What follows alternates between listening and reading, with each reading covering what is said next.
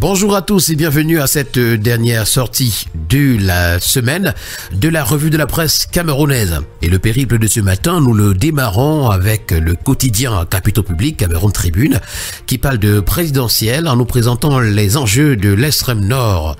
Pour son poids démographique et son important vivier électoral, la région est particulièrement courtisée.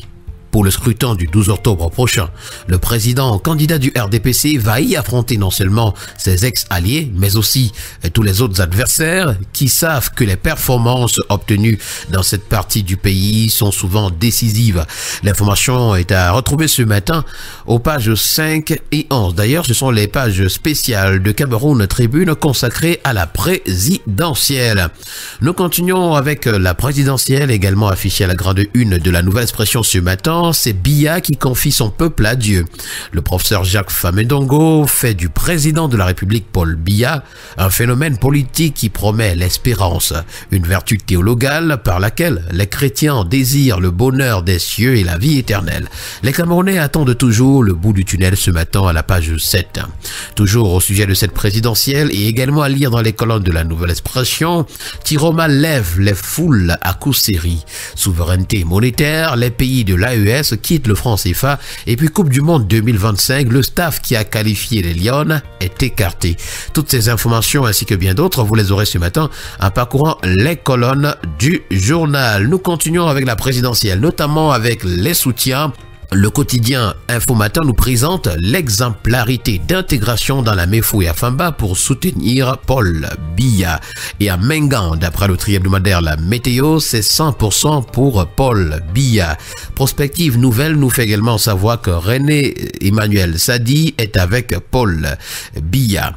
Nous poursuivons ce jour avec un univers bruyant entre Akeremouna et Kouvondo, tel qu'affiché à la grande une du quotidien Mutation. Le soutien accordé à Bello Bouba par le candidat du parti est vivement dénoncé par son président. L'enseignant d'université est déjà en possession de l'argent de campagne et n'entend pas rendre compte à son partenaire. En petite une, retrouvons le paradoxe camerounais. L'inflation baisse et les prix flambent. Et puis mystique du pouvoir, Paul Biya et le chiffre 4, c'est à retrouver ce matin. Nous poursuivons ce jour avec le quotidien bleu d'Amanmana le jour qui nous présente les 7 plaies de l'extrême nord. Le dossier sur la région qui attend Paul Biya est à retrouver ce matin dans les colonnes du journal. Et puis scrutin du 12 octobre encore, quelle campagne électorale en zone de conflit? Voilà encore une autre interrogation à retrouver. Le quotidien Vert Émergence pour sa part parle de gestion financière douteuse. La Chambre des comptes épingle des communautés urbaines. C'est à retrouver en page 5. À Bamenda, on dénombre déjà plus de 12 morts dans les inondations. Réunification, retrouvons le message de Cabral Libye au Camerounais. Et puis couverture médiatique de la présidentielle, c'est le CNC qui tire la sonnette d'alarme sur les irrégularités. Toutes ces informations, ainsi que bien d'autres, vous les aurez ce matin en parcourant les colonnes du journal.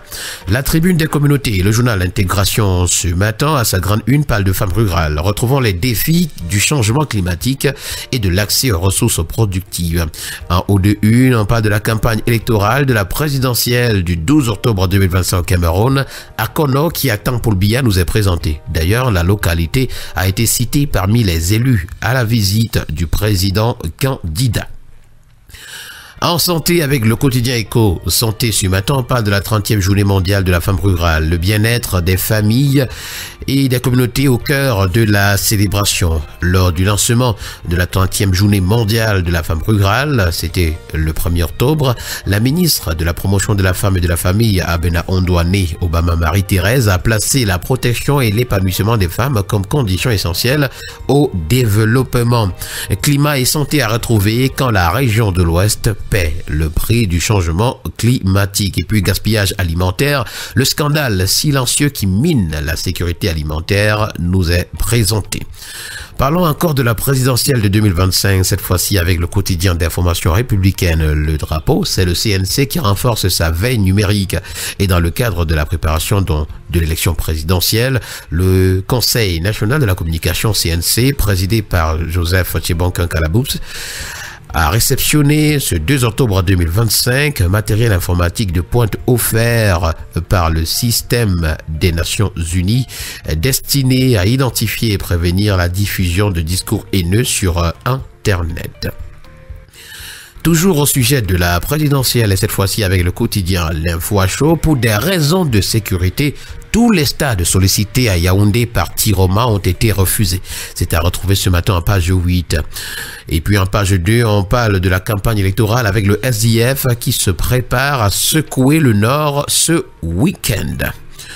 Poursuivons ce matin avec la voix du consommateur. Que nous dit la voix du consommateur ce matin? On parle de campagne de l'hôpital général de Yaoundé. La chirurgie cardiaque de ce côté-là est gratuite. Et puis le journal revient sur des clarifications. Les produits Nido Choco sont sains.